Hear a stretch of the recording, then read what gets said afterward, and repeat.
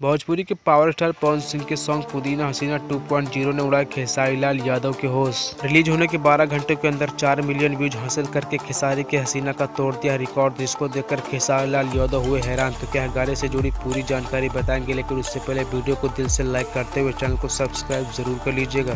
भोजपुरी के सबसे बड़े singer power star Pawan Singh के सॉन्ग पुदीना हसीना 2 रिलीज होने से पहले काफी ज्यादा चर्चा में था, जिसके बाद रिलीज होने के बाद सॉन्ग ने बना दिया 12 घंटों में 4 मिलियन व्यूज हासिल करने का बड़ा पावर स्टार पवन सिंह के सॉन्ग पुदीना हसीना 2.0 ने रिलीज होने के बाद एक दिन में सबसे ज्यादा व्यूज हासिल करने के मामले में खेसारी लाल यादव के तबला और हसीना सॉन्ग के इस रिकॉर्ड को कर दिया चकनाचूर।